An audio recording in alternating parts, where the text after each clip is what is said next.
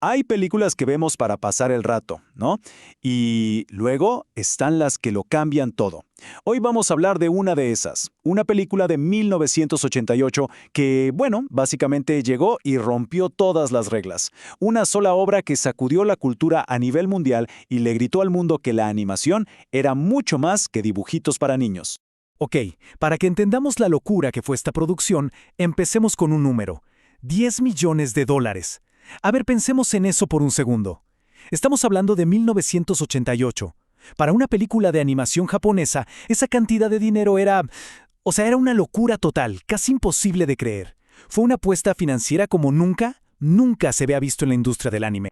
Y créanme, ese dineral se ve en cada bendito fotograma. 160,000 acetatos de animación, todos dibujados a mano. Para que tengamos una idea de lo que significa eso, es más del doble de lo que usaba una película animada de alto presupuesto de la época. O sea, era un nivel de detalle casi enfermizo, obsesivo, que simplemente voló por los aires los estándares de la industria.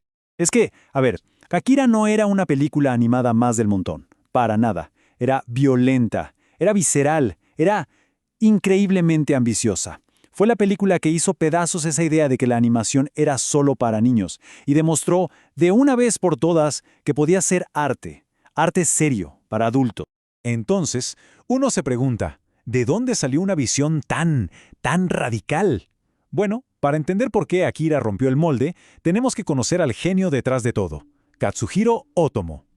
El artista, el obsesivo, el cerebro de todo. Miren, a principios de los 80, Otomo veía lo que se hacía en el manga y el anime y sencillamente no le gustaba. Estaba frustrado.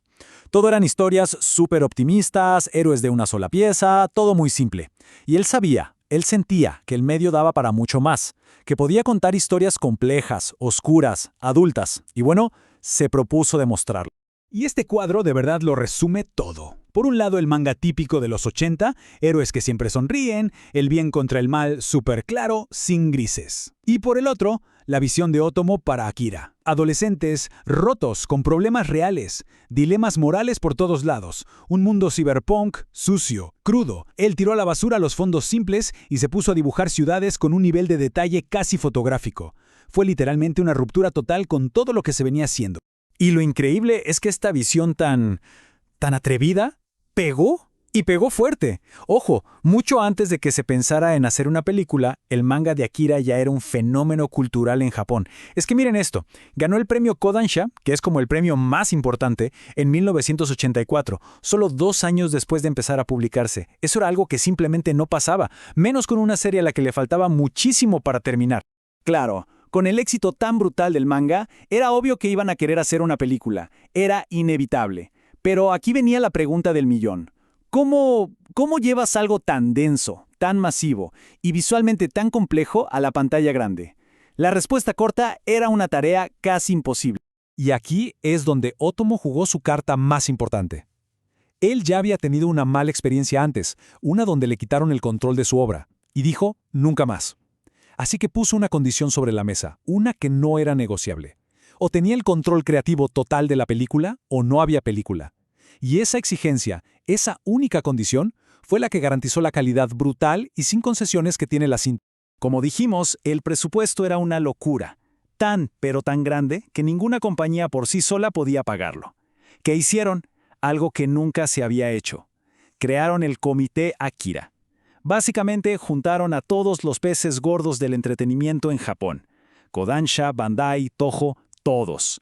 Y formaron una especie de supergrupo solo para poder financiar esta película. Una locura. Y aquí se ve clarísimo a dónde se fue todo ese dinero. Una película animada normal de la época usaba, digamos, unos 80,000 acetatos. Akira usó más de 160,000. El doble. ¿Y eso en qué se traduce?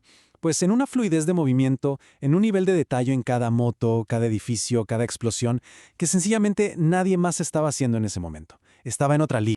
Pero quizás la innovación más grande fue una técnica. Usaron algo llamado pre-scoring. A ver, esto es un método muy de Hollywood, donde primero se graban las voces de los actores y luego se anima encima de eso. En Japón se hacía al revés para ahorrar plata, pero el resultado era, bueno, no tan bueno. Al hacerlo al estilo Hollywood, lograron una sincronización de labios perfecta, algo que casi nunca se veía en el anime y que le dio un realismo brutal. Pero ojo, en medio de toda esta locura técnica, había un problema creativo gigante. Cuando la película se estrenó en el 88, el manga todavía no estaba terminado. Y no le faltaba poco, era una obra de más de 2000 páginas. Así que imagínense la presión para Otomo. Tuvo que inventarse un final completamente nuevo y cerrado para la película, mientras al mismo tiempo seguía escribiendo el final oficial del manga. Una locura creativa. Bueno, finalmente la película estaba lista. Una obra maestra, hecha con un cuidado al detalle increíble. Era hora de que el mundo la viera. Pero creo que nadie, ni siquiera el propio Otomo en Japón, se imaginaba la onda expansiva que iba a generar cuando cruzara el océano y llegara a Occidente. Después de romperla en Japón, Akira empezó su conquista del mundo. Pero no fue con grandes carteles ni comerciales de televisión. Nada, fue más como un virus. Se esparció de mano en cintas de VHS grabadas que circulaban por las universidades, por los clubes de ciencia ficción. Para toda una generación, ver esa cinta fue su primer shock, su primera y brutal introducción al mundo del anime. Y aquí está la clave de todo, su verdadero legado. Piensen en esto.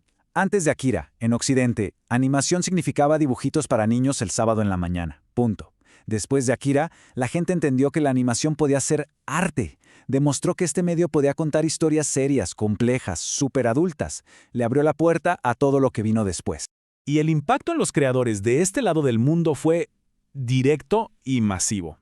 Y si necesitan una prueba, aquí está la más grande de todas. Las hermanas Wachowski, las creadoras de The Matrix. Ellas mismas han dicho con todas sus letras que sin la estética, sin los temas y sin la increíble audacia visual de Akira, su película, The Matrix, simplemente no existiría. Así de grande fue su influencia. Y todo eso nos trae hasta hoy. Ya pasaron más de 30 años desde su estreno. Y la pregunta es, ¿por qué seguimos hablando de una película de 1988? ¿Qué tiene Akira que la hace tan relevante todavía? Bueno, por un lado, está su extraña, casi profética habilidad para adelantarse a su tiempo. Miren esta locura. En 2020 la gente se dio cuenta de algo increíble. La película, que transcurre en 2019, muestra a Neo Tokio preparándose para los Juegos Olímpicos del 2020, que terminan cancelándose por una catástrofe. ¿Les suena? Cuando en la vida real pasó algo muy parecido con la pandemia, la película se hizo viral de nuevo. ¡Increíble! Pero más allá de estas profecías, su ADN cultural está por todas partes. En serio, los poderes psíquicos de Stranger Things, toda la estética del videojuego Cyberpunk 2077, le debe todo a Akira.